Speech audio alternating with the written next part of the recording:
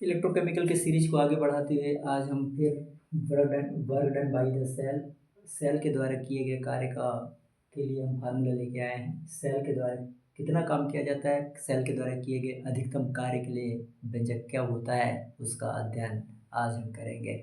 तो किसी सेल द्वारा कितना काम किया जाता है उसका अध्ययन आज हम कर रहे हैं। तो किसी सेल के द्वारा अधिकतम किया गया कार्य, इसका जो फार्मूला होता है एन होता है, एफ होता है और ई सेल होता है। कुल मिला के एन एफ और ई सेल मतलब N multiply F multiply E cell, इनका तीनों का मल्टीप्लाई अधिकतम कार्य होता है, ये देखेंगे।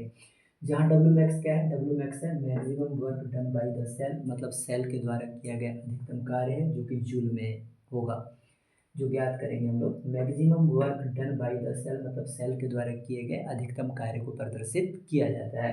वहीं पे जो एन एन फॉर क्या है, एन फॉर क्या है, एन फॉर इलेक्ट्रॉन है, number of electron, N means क्या है, number of electron transfer in cell reaction.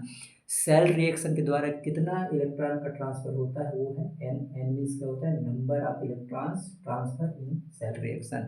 Cell reaction के द्वारा ट्रांसफर होने वाले इलेक्ट्रॉनों की कुल संख्या को क्या कहते हैं, एन कहते हैं। यहाँ पे एफ क्या, एफ है फैराडे कांस्टेंट, फैराडे कांस्टेंट है। यहाँ पे एफ मीन्स होता है फैराडे कांस्टेंट है, ये ध्यान देना है। और E cell, cell potential in volt, E cell, यहाँ पे ई सेल लिखा है, इसका मतलब होता है ये है सेल पोटेंशियल है, जिसकी वैल्यू वोल्ट में दिया जाएगा, जिसकी वैल्यू क्या में दिया जाएगा, वोल्ट में दिया जाएगा। तो ई सेल क्या हो गया, ई सेल हो गया cell potential in volt. E cell को क्या बोलेंगे, सेल पोटेंशियल इन वोल्ट पढ़ेंगे। W max and delta G, तो डब्ल्यू मैक्स क्या है, अधिकतम कार्य के लिए व्यंजक है, और डेल्टा जी ये है Gibbs free energy. Delta G को क्या पढ़ते हैं हम लोग, गिब्स फ्री एनर्जी बोलते हैं। यहाँ पे जो H होता है वो होता है G प्लस टी एस का योग होता है, H is equal to G plus T S. तो H क्या है, एंथैल्पी है, और G क्या है, गिब्स फ्री एनर्जी है, T तो टेम्परेचर है, और S क्या है, एंट्रोपी है। इस फार्मूला में H बराबर G प्लस टी एस, तो H क्या हो गया, टोटल एनर्जी हो गया, और G क्या हो गया, ये जी हो गया जो खर्च हो रहा वर्केबल एनर्जी हो गया, और आपका जो टी है टेम्परेचर है, एस जो है एंट्रोपी है। एस का मतलब क्या है, एंट्रोपी है। एच फॉर क्या हो गया, एंथैल्पी, एच फॉर एंथैल्पी हो गया जो टोटल एनर्जी को प्रदर्शित करेगा। यहीं पे जी फॉर गिब्स फ्री एनर्जी होगा, गिब्स फ्री एनर्जी होगा जो वर्केबल एनर्जी को डिनोट करेगा। एस फॉर एंट्रोपी होगा जो रेडिजिबल एनर्जी को प्रदर्शित करेगा, एस फॉर एंट्रोपी जो कि रेजिडुअल एनर्जी को प्रदर्शित करेगा।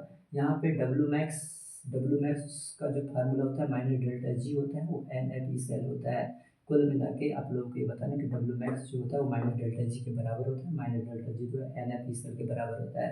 अगर मुझे डेल्टा जी का मान चाहिए तो मैं डेल्टा जी बराबर इधर पक्षांतर करूँ तो माइनस उस पार चले जाएगा, तो minus N F E cell. तो डेल्टा जी का मान होता है वो होता है एन एफ ई सेल, ये ध्यान देना है। डेल्टा जी नॉट बराबर होता है, डेल्टा जी नॉट बराबर होता है minus N F E naught cell. तो delta G naught, delta G में हमने नॉट लगा दिया तो डेल्टा जी नॉट हो गया, डेल्टा जी नॉट को कहेंगे, डेल्टा जी नॉट के लिए हमको स्टैंडर्ड शब्द का प्रयोग करना पड़ेगा, तो यहाँ पे स्टैंडर्ड मीन्स मानक शब्द का यूज करना पड़ेगा। तो delta G naught is equal to हो जाएगा स्टैंडर्ड गिव्स फ्री एनर्जी करेंगे, चेंज। डेल्टा जी नॉट क्या है, स्टैंडर्ड गिव्स फ्री एनर्जी चेंज है। और तुम्हारा जो ई नॉट सेल है वो क्या है, ई नॉट सेल क्या है, वो है स्टैंडर्ड इलेक्ट्रोड पोटेंशियल है। ई नॉट सेल क्या है, वो है स्टैंडर्ड इलेक्ट्रोड पोटेंशियल है, तो ये ध्यान देना है। तो इस प्रकार से आज हमने work done by the cell मतलब सेल के द्वारा किए गए अधिकतम कार्य के लिए व्यंजक हम आप लोगों के लिए लेके आए हैं, किसका मतलब क्या होता है इसका हमने अध्ययन किया। Thank you.